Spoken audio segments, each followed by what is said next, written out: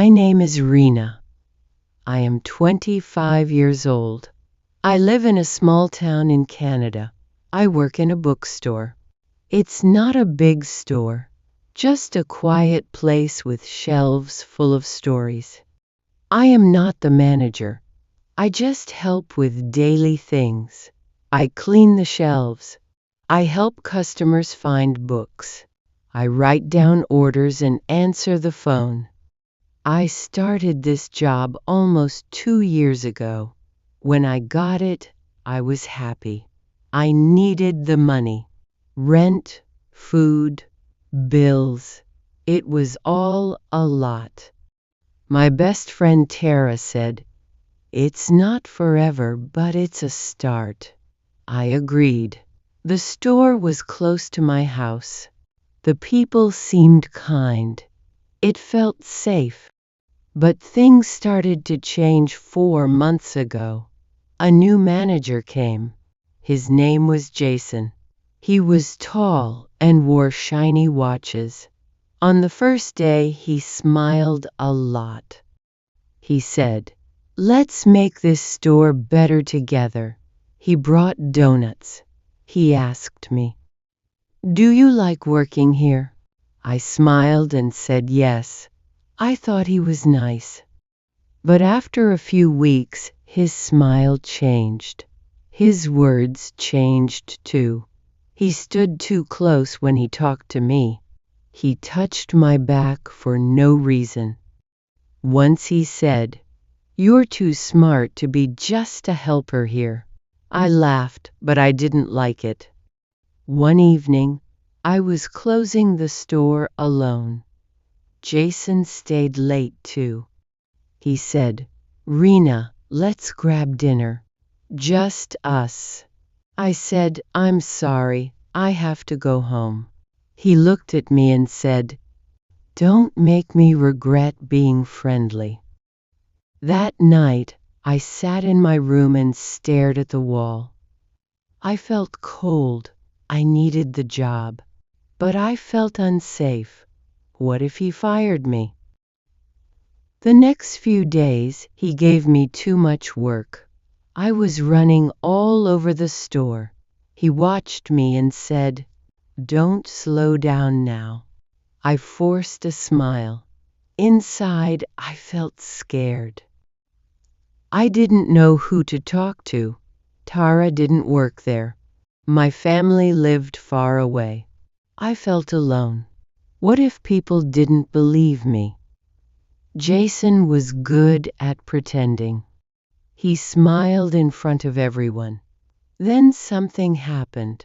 A new girl started at the store. Her name was Alina. She was only 21. She asked me things like, "How do I enter sales in the system? And where are the keys kept?" I helped her, and she thanked me. One day she said, "Jason's really nice, huh?" I paused. I said, "Just be careful." She looked confused. I didn't say more. 2 weeks later, she came to me. She looked scared. She said, "He asked me to go out for drinks. He said it would help me understand the job better." I felt my heart sink. I said, "Did you go?" She shook her head. "No," she said. It felt wrong. That evening, we sat in a small cafe after work. I told her everything that had happened to me. She listened. Then she said, "He makes me feel the same way." I thought maybe it was my fault. We both felt scared. But we knew one thing now: we were not alone. The next day, we went to the store early. We agreed to speak to someone.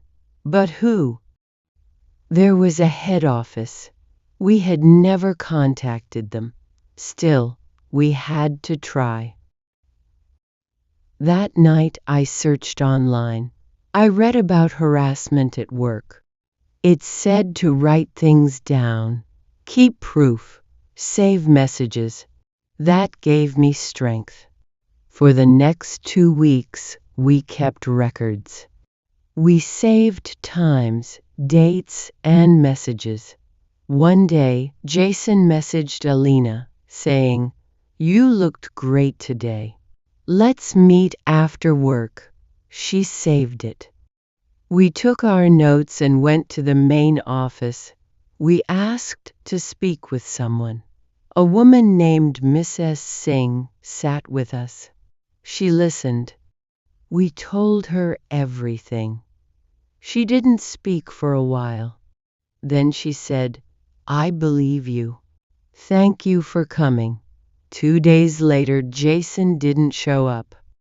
On the third day, he came in, but he didn't talk to us. Later, Mrs. Singh called him for a meeting. After that, he left. We never saw him again. The bookstore felt quiet after that, but it also felt better, peaceful. A week later, a new manager came. Her name was Elaine. She had soft eyes and a calm voice. She said, "Let's make this a safe place to work." She talked to each of us. When I met her, she said, "I heard what you did. You were brave. If anything ever feels wrong again, come to me." I felt safe. Slowly, things got better. I smiled again. I laughed again. Alina and I ate lunch together. No more fear, just work. One day, Elaine gave me a small folder. It had notes on how to take book orders and manage suppliers. She said, "You're ready to learn more." I was shocked. "Me?"